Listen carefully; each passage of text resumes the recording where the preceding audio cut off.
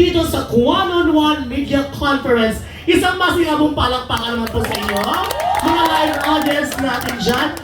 Ladies and gentlemen, the host of One-on-One, give it up for Melay Cantiveros Francisco!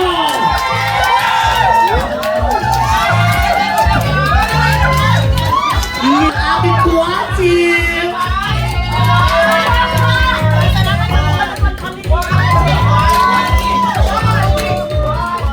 Isa ka naman ang kuwati! Kuwati! Kuwati! Kuwati! Kuwati! Kuwati! Cinderella. Cinderella. Yes, ating palakpakan po mga kaibigan, ang ating kuwati, Melay Cantiveros Francisco!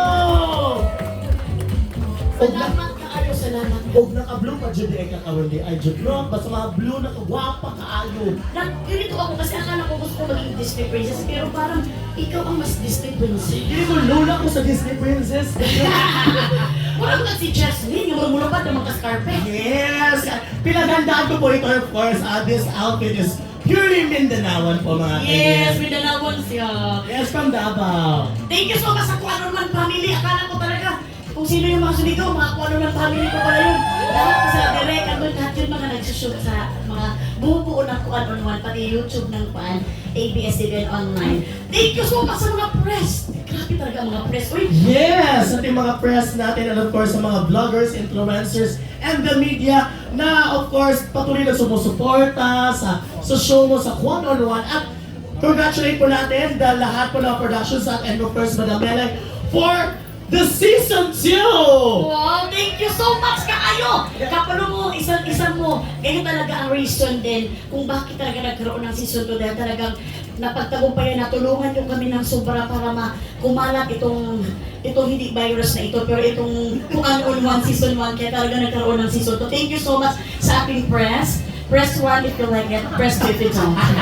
Ano po tayo, Miss Melay? Yan! Yes! Mga kaizoon and of course One-on-One Season 2 is premiering on November 12 on ABS-CBN Entertainment, YouTube, and I Want TFC, available worldwide! In Tagalog, excited na kami na masaksiyan ang One-on-One Season 2. And of course, excited na din ating mga press and ang mga media and of course, the influencers na makipagchikahan with Melay. And of course, kanina nakita natin ating mga guests. Of course, sina JK Labajo. Diyos ko na si Moisit. Uy, kadaghan! Ginoo ko na napatuwa itong sikat po na taga Davao po si Davao Conyo na apo. Yes, Davao Conyo, di ba? Yes, Galing ng kanya. ang sikat po na vlogger po si Chito Samutina. Yes! Yes, Oh. tapos na po ito na dili kay guwapa na duwa si Kiano Hanabeshi.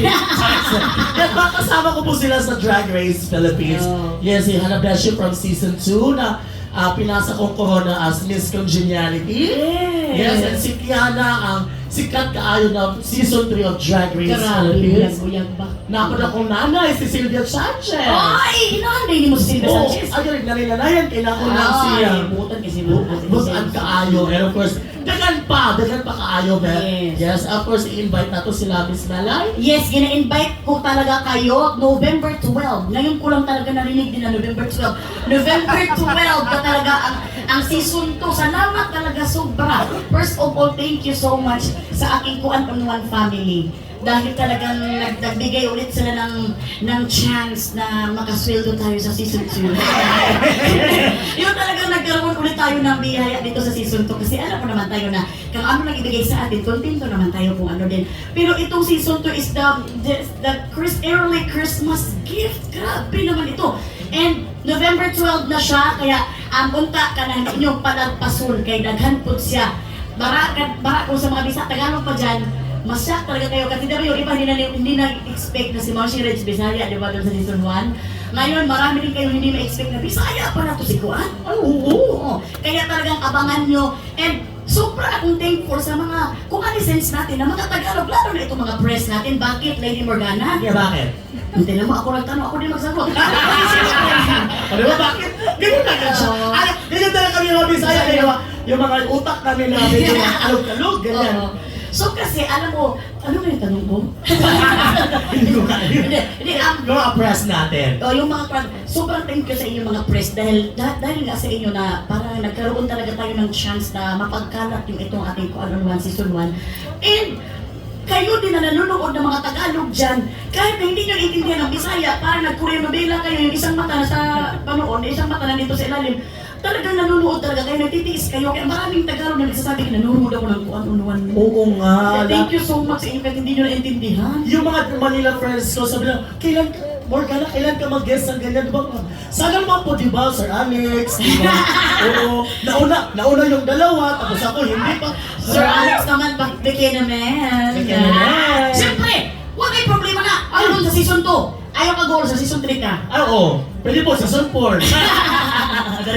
Alam, first, palakpakan natin, of course, Miss Melay Cantiveros Francisco. Thank you. Isang of course, ang super kapamilyang members on ABS-CBN Entertainment YouTube channel.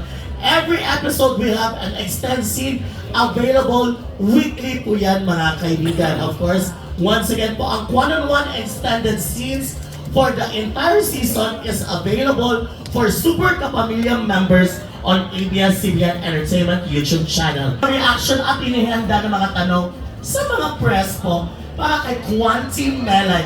Pero meron po tayo dito sa press. Ano yung si Sir Nana? Yan, si Sir Sandel Anadia from Banat News. Si Sir Sandel, actually mas kinabahan ako sa tanong niya. Dahil nagkapares kami ng ngipin. I love you, Sir Sandel. Alam mo, Sir Sandel, dahil siya nanonood siya ngayon live na live, ang pinakakabahan talaga ako sa in-interview ko sa lahat, si JK Lobo. Eh, bakit? Natakot talaga ako sa kanya kasi siyempre may tanong kasi ako na hindi ko alam, matatanong ko pala sa sobrang enjoy namin ng Bisaya namin ba. Ngayon, baka masuntok niya ako ba sa tanong ko kasi siyempre pag sobrang private ba ya? Sa sobrang kasing Bisaya na private na ako magtanong. Ah, yung pa, mas nalalim pa. Mas lumalim pa yun, talaga sobrang baka hindi niyo open yun. Because siyempre, alam mo ba yung pag private person ka, yung ba yung lalo na pag lalaki baka masuntok niya ako. Pero, mabuti naman nag-open up sa doon ng sobra-sobra. Doon ako sa kanya talaga natudoon na takot. Hindi ko natakot kay Ate Silvs, kasi Ate Silvia, sobrang close man kami yan. Ay, simple lang kayo. Si Hanabeshi o si Kuan, si Kiana. Medyo hindi ako natakot kasi talaga naganda ako. Mas natakot pala ako kay Darna at kay Alora. Kasi nung sinabi ko siyang bulldog at saka pag medyo mabubugbog na nila ako. Kaya sabi ko, magdedelikado na yung bakit ako makalabas sa ABS na buhay. Sabi na, I love you Lars and I love you Madam Darla. Pero talagang kay Puan talaga, kay JK Labajo. Ay, hindi pala, ngayon pala no. Interview ko na kasi hindi nyo pala palabas. So, kaya natatakot ako. Abangan nyo sa season 2. Kaya talagang medyo naganoon ako, okay, baka, kaya alam niyo, JK Labajo, baka maluntok siya ba, pero Pero ito sa season 1, sino yung kinakabahan mo na? kinabahan ako kay, aside kay Madam Darla at kay Alora, kinabahan ako kay Kuan. Si Wapa, Tangkad, Puti, Kinchu, Binang. Wala ako na kinabahan kay Kim Cho sa kay Maymay, sobrang close kasi kami yan. Kay Ma'am Shirej, ako kinabahan. Ay, Ma'am Shirek? Oo, kasi sobrang close kami ni Ma'am Shirej, pero kinabahan ako kasi siyempre, ako lang, magkasama kami sa magandang buhay. Siyempre, alam ko yung kapwa mo, kaibigan doon sa buhay mo, kumadyan sa kundi mo sa hosting ko dito ba. So, pero si Ma'am Shirej is a very loving talaga siya na Ma'am Shirej. Talagang nag-open up talaga siya doon ng pagka-open doon sa Miss Billy Idol, ay na ko na si Miss Regina. yung napis ka na sa woo! Okay, so eto na po mga kaibigan, next natin.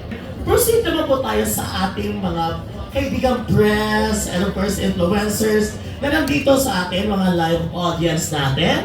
So, unahin natin of course si Niza Marinas from Click Cebu. Mahiyak talaga ako kasi mahiyak talaga ako dahil feeling ko hindi ko ma-deserve ng i-compliment. Sobrang saya talaga ako na pag nag-smile na kayo, sobrang ang pinaka-compliment is yung sabi nila na kuan ko daw na kaya ko daw mag-isa. So yun ang parang sa akin, parang sa piling ko, salamat naman Lord. Uy nga, una di ba nung nag-open ako sa inyo, nasabi ko kinabahan ako dito, baka hindi ko ito makaya itong solo na kwarto. Pero sobrang happy ko din, Bisaya, na napagtagumpayan ko. Pero yung sinabi nila, parang nagbigay sa kinaka-courage ko na, ay salamat Lord tayo ko pala. Pero sa totoo lang, weakness ko talagang ma-compliment.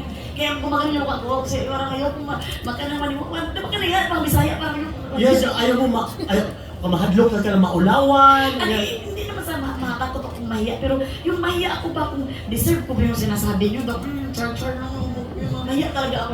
Pwede ba kumalis talaga ako ngayon? Basta yung compliment talaga, mahiya talaga ako dyan. Pero you deserve it. You deserve it Salamat. from the very start and until now isa ka sa aming inspirasyon na nakayanan ni Miss Melek at Pedras as solo host. Why not kami naman mga ikaw yung namin isa sa mga mother na mga kabisayaan. Ganyan. Grabe na po na siya. Si